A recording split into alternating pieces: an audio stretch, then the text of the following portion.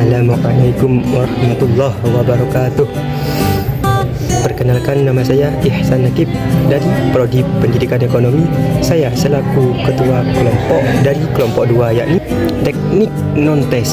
Di sini teknik non-tes di sini adalah cara mengumpulkan kemajuan pembelajaran dengan cara selain tes. Contoh di sini cara mengumpulkan kemajuan pembelajaran dengan cara selain tes. Di sini juga seperti guru memberikan tugas, cara mengumpulkan tugas tersebut guru contoh memberikan kepada siswa atau siswinya. Apabila yang tidak mengumpulkan tugas akan dikasih sanksi atau hukuman. Di sini siswa di sini akan merasa lebih semangat untuk melakukan tugas tersebut.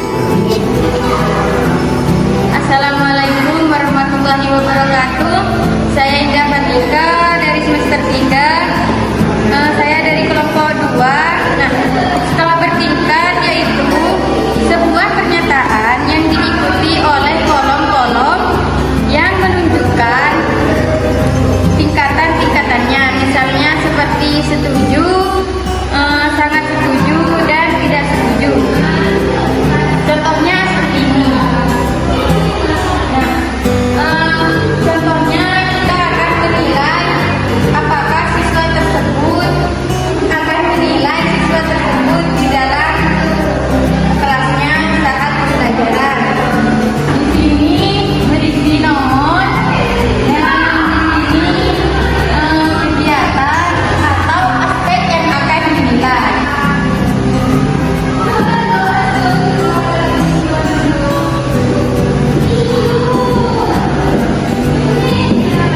Nah, di sini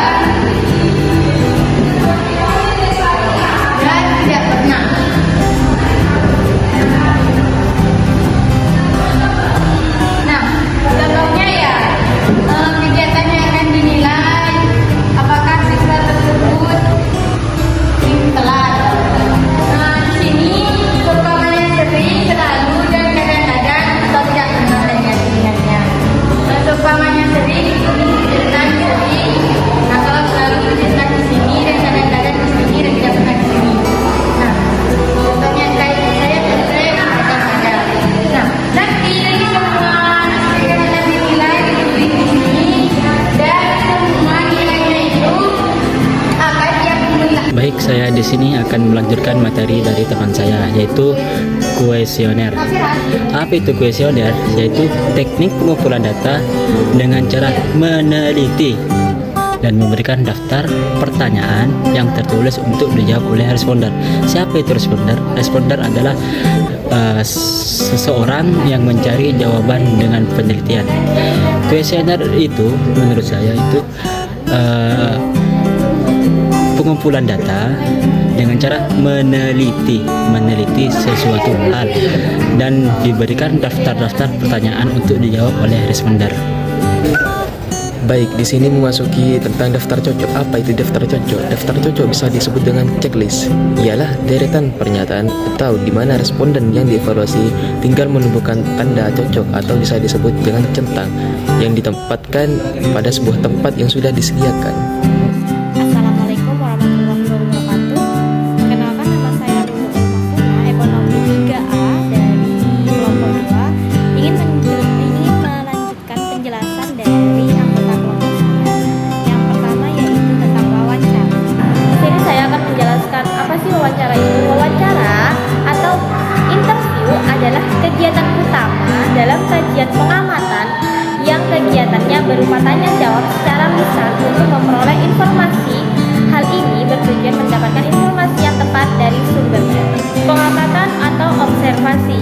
Di sini saya akan menjelaskan secara singkat, yaitu pengamatan atau observasi adalah aktivitas dalam suatu objek dengan bermaksud merasakan kemudian memahami sebuah fenomena berdasarkan pengetahuan materi riwayat hidup. Ada nama, contoh saya namanya Ihsan Lakib, dan di sini juga ada jenis kelamin. Di sini jenis kelamin di sini ada laki-laki dan perempuan.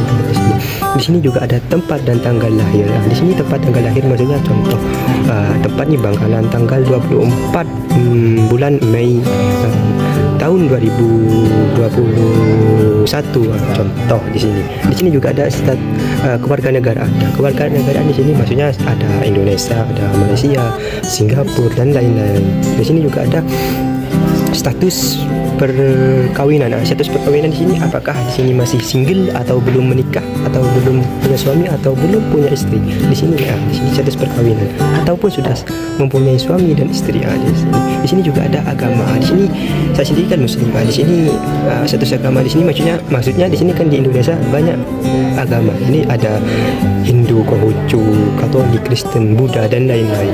Di sini juga ada alamat lengkap. Contoh alamat lengkap di sini seperti saya Bangkalan Belajar, Perumahan Geraha Mentari, Blok C 1 nomor 10. Di sini. Di sini juga ada kesehatan.